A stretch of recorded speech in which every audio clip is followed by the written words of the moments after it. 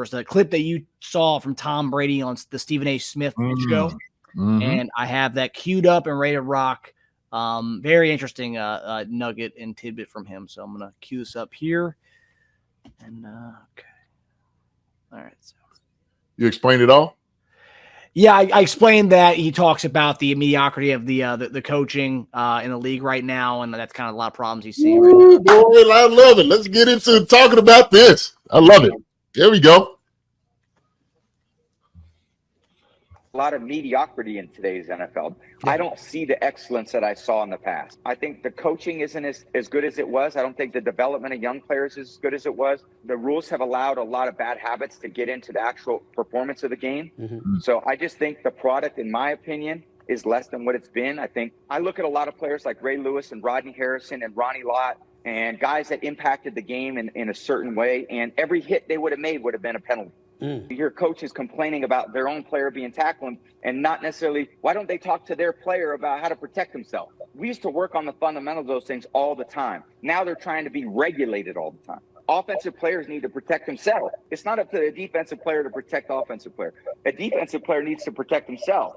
I didn't throw the ball to certain areas because I was afraid players were going to get knocked out. That's the reality. Wow. I didn't throw it to the middle when I played Ray Lewis because you knock him out of the game, and I couldn't afford to lose a good player. JD, what are you thinking about what TB12 had to say? Man, TB12 was on it. He was on it. I don't know what precipitated that, but that joker he let it fly, and he should have. And he told the truth. He told the truth, and I agree with him 100%. 100%. I do think the league now, there's a lot of mediocrity going on. And he said it not just from the players, but also too from the coaches. Maybe the standard of what coaches are setting for guys, and it's blatantly obvious when I look at it. I mean, when I'm seeing, like you said, the product out there. Okay, now like one of the case in point, George Pickens. I think I sent that one to you about how George Pickens wasn't getting blocked. And I made this case not just on George Pickens, but I was saying it in the game with Cincinnati. Cincinnati was playing. I watched Cincinnati play who they played a couple of weeks ago, and I'm just like, man, this is glaringly obvious that these guys are not blocking. Like when they know they're not getting the ball, they're walking off the line of scrimmage, and the guys are fighting for their life, going, trying to run the football, and they're going in, putting their noses in it. In our own team, I get on Rashid Rice about blocking, okay? And this is one of those things that's learned. It's something that's demanded, and it's got to come from the coach. And so the same thing goes into like the coaching. Well, who's demanding the coaches to do what? What are they holding, the responsibility for the players to do and the accountability, right? And so we've said that because we don't quite know how the dynamic working in our room for the Chiefs. And so we see things that they're lacking in, and whether it be just discipline on lining up, catching the football, the penalties, the lag in and actually getting open and understanding pass plays and concepts, getting in and out the break with some type of speed. I watched that play last night when Shaheed made the deep throw, the post for the touchdown. The wide receiver, I was going to send it because it was such a brilliant play. But it took the wide receiver on the other side to run down that safety, okay? When you see the speed that he's going to attack the safety, he knew he was going to do a job, okay? He probably wouldn't go get the football, but he knew on the play, I have to influence this safety. I have to take two. You got one high safety.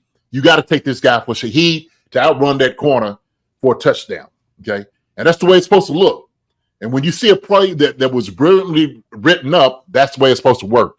But what Tom was saying, it's just, and I've seen this from me coaching in college, and I'm talking from these guys leaving from college, going to the NFL, how there's a lot of whining, not necessarily working on skills. Some of the things that you see on YouTube on how to get faster and whatnot, that's what they're doing. They're really putting in a whole lot of work into the weight room.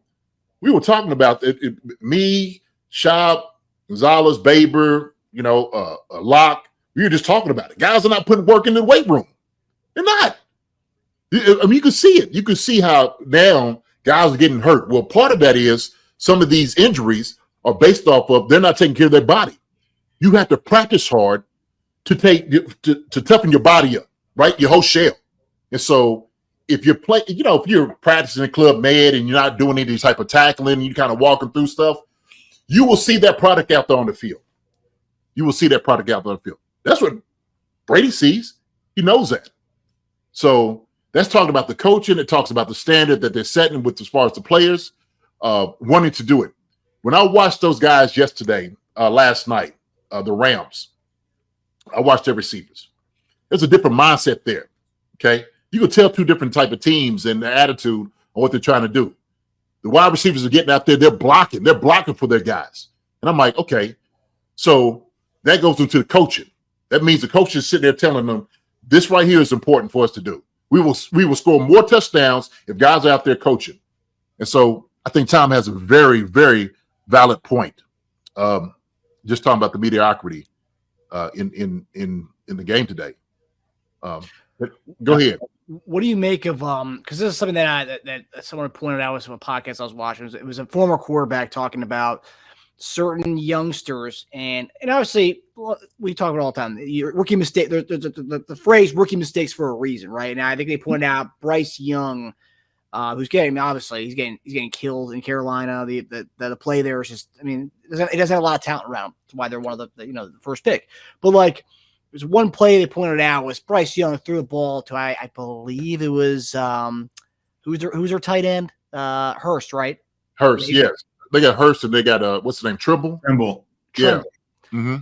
Threw a ball out to him and he left him on. I mean, he got dominated. Like, just it was a ball like high up there, man. Just got freaking cracked. It was bad. But like, that's something that, you see that stuff in high school. You see JV quarterbacks killing the receivers and stuff. And that's an elementary thing. You don't see that at this level. And then Brady talks about it there. Like, he's not going to throw a ball in a certain coverage because Ray Lewis is going to be there. It's one that's got to get cracked because he needs them in the game. And you see a lot of these youngsters doing that. And yes, rookie mistakes, it's going to happen. They're going to learn, right? You're going to have a veteran going to tell them, hey, don't do that. But like, I feel like I'm seeing more of that now. And obviously because we're probably seeing more rookies played younger at earlier times, whereas when you play, JD, your first round pick, you're probably sitting for a year or two behind that quarterback and then getting in there after a while. But now they're throwing these guys right to the fire right away. And I feel like there isn't a lot of that like maturing process, like how we had Mahomes sit for a year behind Alex Smith, Rodgers sat for a good while behind Brett Favre. There was more of that like kind of nurturing before throwing these guys out to the fire. And that's why you're seeing more busts, guys who come in the league, they flame out right away because they didn't look good right away, because there was no nurturing, there was no maturing process for them because they had to go right to the fire. And that can be good, but also you're seeing more of that like happen nowadays. Well, I mean, I think Carolina didn't really have a choice. Who they have in front of it? I mean, who is he going to learn from? Andy Dalton. Okay, well, Andy would have been good. That's a good mentor. So, high expectations. I mean, when you're a first round pick like that, I mean, it's high expectations. So people want to see a product right now. They don't want to see Andy Dalton. Everybody's seen Andy Dalton play. And so they like, hey, look, there's a reason you got Bryce Young that early. Okay. Because he's supposed to be the guy to come in and make a difference. Yeah. But it's a nurturing process, and him learning the game. The speed of the game is totally different. It's totally different. I've seen Derrick Henry talk about it. He said, man, from college to the NFL, it's huge. It is huge, the difference in it. And Goskins like, what? Like, yeah. Derrick Henry's like, yes. It's a big jump. And that's a fact. That's a fact. You got linebackers that can close. I mean, running at 4.4, it's like it's nothing. I mean, big guys who are 3.30, they run 4.7, running running backs down the line of scrimmage. So it's going to be a different thing as far as guys adjusting, especially out there in Carolina. Then Bryce Young, man, he's a short guy. Man, he's tiny. He's a tiny dude. Mm-hmm. So he's challenging just to look over the line of scrimmage to throw the ball. He's just, it's difficult for him. But just for all the guys that you're looking at, rookies getting thrown in there now, some teams don't have a choice. You got to put a guy in and try to make what he can. Stroud's been doing a tremendous job down there in Houston. Yep. What's the name? Before he got hurt in Indianapolis, was doing a good job adjusting to the game. Yeah, even Levis has shown flashes. Even Levis. But those guys I just named, all of them, if you look at their body type, you can tell that they work out a little bit more athletic, a little bit bigger. So that it kind of gives them an edge somewhat. You know, I mean, Bryce Young, man, he's a tiny dude. Dainty dude. Yeah. Yeah. Let me ask a question too. You mentioned college and guys kind of just not taking it seriously. Do you put any of that on NIL money? Because I mean, before it was like you had to make it before you made it, but now you're making it before you make it. You know what I mean? Yeah. That hunger, that thirst, that drive, you don't need to have it to make money. Whereas before, you needed to do all that, pay your dues, work your ass off, and then you got to a place where you cash checks. Yeah. I think this is a prelude to what's going to come. I really do. I think it's getting even worse with the NIL money. These past few weeks, I've been contacted with a lot of different people about trying to get guys into schools and transferring to other places. And I got quite a few people that contacted me. And the market's so saturated, the transfers. I mean, these guys are mercenaries now. Miss one place and going somewhere else just to make the money. Or at least, trying to get, some type of notoriety and exposure, which I get. I understand that. But now it's like, I don't think it was intended to do that. I love every part of like the NIL money and guys able to earn, some type of pay for what they do. But now there's an exorbitant amount where you see guys coming in like Shador is getting like 4.5 I seen, and I forget somebody else was making like maybe 8 or 9 million. He doesn't need they don't need the NFL anymore. Why do I need to go? Why do I need to play? Right. I'm driving around already a Rolls Royce or whatever I am, a Bentley. I think he needs more regulation for sure. Absolutely. More regulation.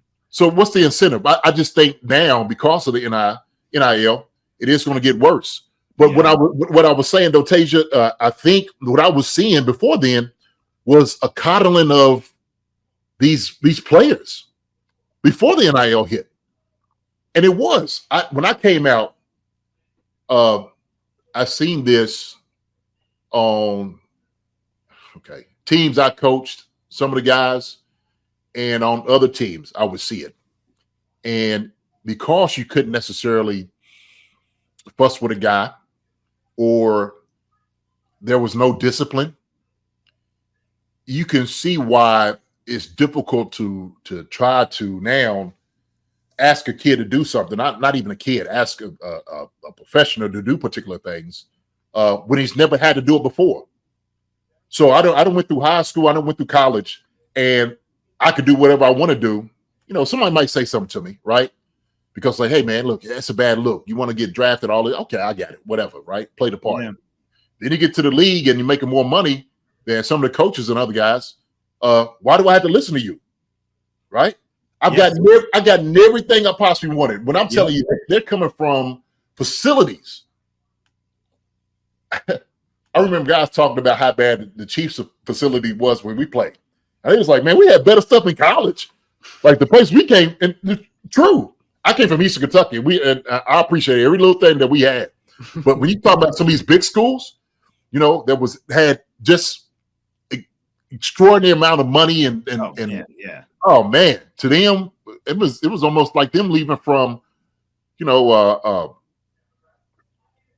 like a hotel. I don't even know what's the one, I can't even think of it, but it was like a step down. It's like going to like a Motel 8 or something. That's the way it was looking at it, like, oh my gosh, well, that's what y'all eating, So you talk these big programs, that's what you would get. You would get guys coming in and was like, dude, like we had better stuff than this. So these young guys, man, because of what they've been given, they don't appreciate it as much. They just don't. And so and that's valid, Angry Drunken German. I'm not saying they shouldn't get paid. I'm saying there needs to be more regulation on it, because without regulation, it gets abused. It just does. It just does. And that mentality you were just talking about, JD, about why should I listen to you once a guy got his fat contract of $90 million over 5 years or whatever it is, have you? That's just starting earlier. So now you have a guy, but at least the guy who gets 5 years, $90 million in the NFL after tearing it up and being a Pro Bowler for 3 years, at least he has that resume. He has made it as a pro. But you have a guy who's like, his brain's still a sponge as far as football goes. He's still learning the stuff, thinking and saying, why should I listen to you? I'm already getting $5 million NIL money. But that's not football money. That's personal brand money. You have to make your football money. When you make your football money and a team deems you worthy of making $50 million, then you can say, you shouldn't say it then either, but then you can maybe say, who are you? Why should I listen to you? But you haven't done shit yet, dude. Hadn't done anything. That was a major problem when we were seeing like Sam Bradford getting paid $60 million and he hadn't even thrown a football yet in the NFL. Yeah. It's ridiculous. And then you had, guys who was making Pro Bowls that was getting paid significantly less. It was like, wait a minute, something's wrong here. Okay. It's, and the disparity that you see with guys that's coming in making so much money in NIL, I do believe that you could possibly do something saying, hey, look, and it would take the guy to agree with this. Like, look, man, you're making $5 million. If you took 500,000 of that, okay, 10%, and it went to the team to divvy up to the team, okay, to help other guys out, would you be willing to do it? Would you be willing to do it, right? Because if I'm a guy, quarterback or whoever, big name guy, I want the guys around me to also be able to eat. I wouldn't want those guys to not struggle.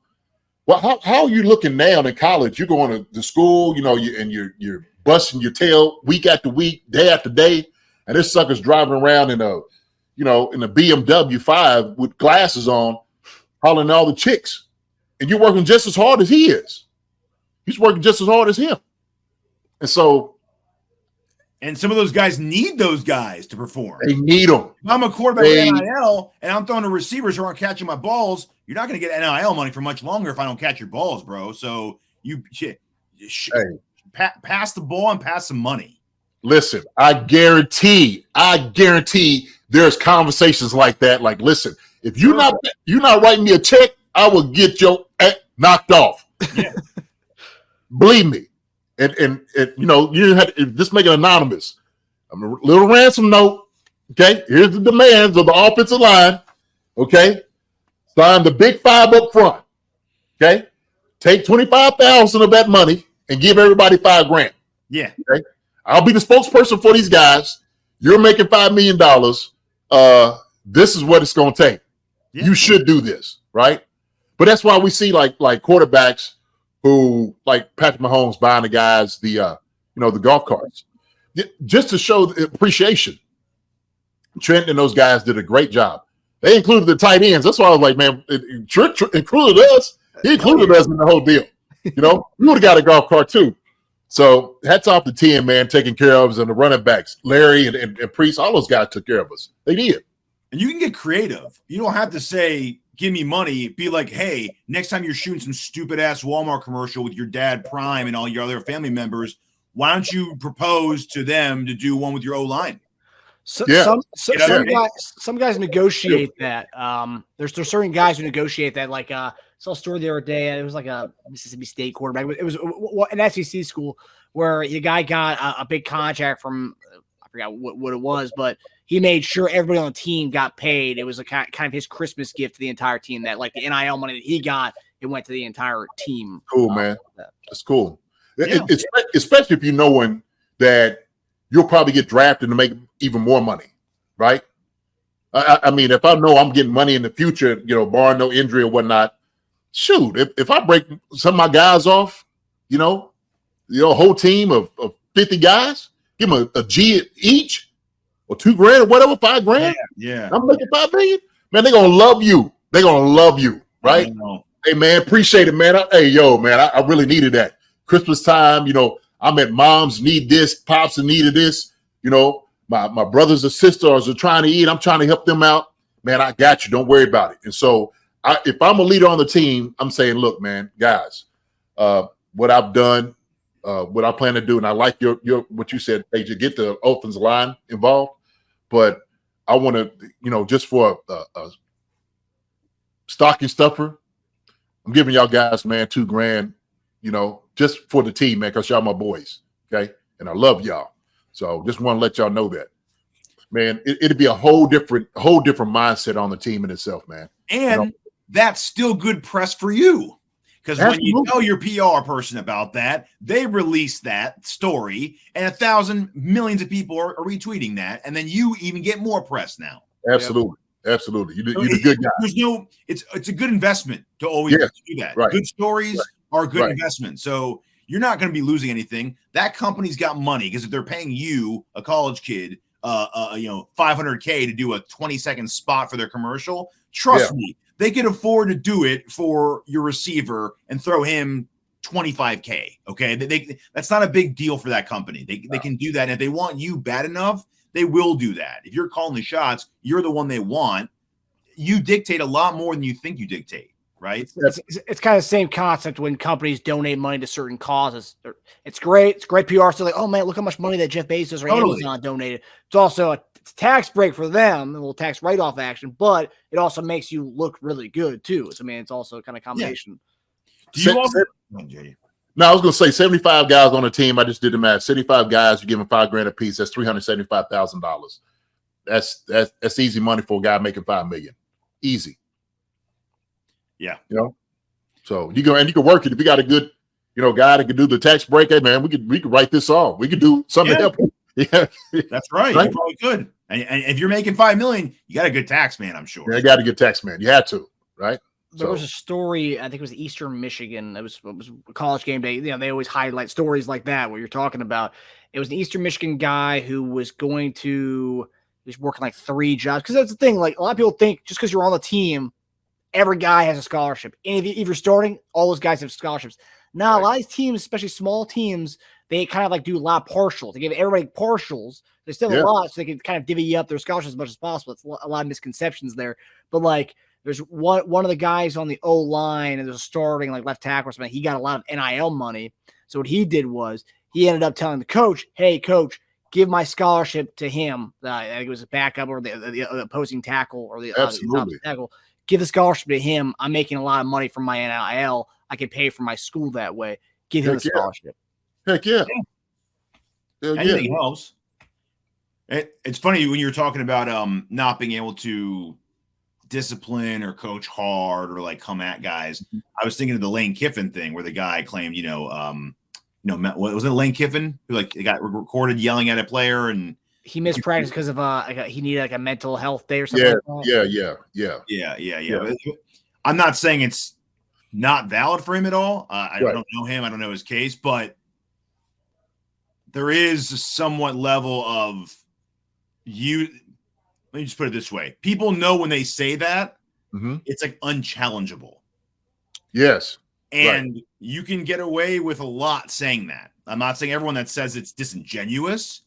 I'm just saying, man, when you signed up to play for USC, Wisconsin, Ole Miss, Ohio State, any one of them, you know what you're getting into. Like, it was a commitment. It was a commitment like that. Let's not play games here. You knew what you were doing. I should have to even tell you to show up for this. It's your friggin' like, it may as well be your job at this point. Like, you're here, do this. So I tell you, that's why I'm kind of on the fence, Teja, with guys kind of missing bowl games and whatnot. It's like, we're sitting out. I get it. Look, you did everything to get the guys to where they were getting to. And now, and I trust me, I understand the argument on the other side, right? Well, shoot, if he was thinking this, then why play football at all? Why do that at all? That's true. Shoot, if you think you're gonna get hurt on every single play, don't even think about that. Just go out there. What stopped you game 7 from doing that? Say, look, I know I'm gonna be a high draft pick. I got the numbers right now. Let me just go ahead and sit out. What's the name of did that, didn't he? The Bosa. Bosa didn't play. Remember, he didn't come back and play. He was like, man, I'm gonna sit out. Yep. So Yeah. It works. I mean, those things work. I just think that my mindset, kind of like what Tom was saying, if I'm gonna dedicate myself to my team, to my craft, I'm gonna be out there for my guys, man. I'm gonna be out there for my boys, seriously. And so if I've been out there for you all year, I'm not gonna ban you in a bowl game where this might be your highlight for us to win something, maybe getting a ring or whatever, or even like a little incentive to put more money in your pocket. Yeah. Okay. Because it is a responsibility. When you sign, in a sense, it's an understanding. Like, look, man, you decided to come here and play. We're asking you to do that. And look, and there's no way I am not advocating for guys or coaches to be down guys' throats and say, hey, look, I'm gonna cut you if you don't do certain things. I'm not advocating that at all. Okay, I'm on the other side. Like, there's still like this strength of like telling the guy, like, man, look, there's some discipline here that you need to do, that you need to abide by. There's a standard that you should be able to carry yourself with, and if you don't, then there's consequences, right? I don't have to dog cuss you. I don't have to do any of those things. But there is a clear understanding about this conversation on where I want you to go.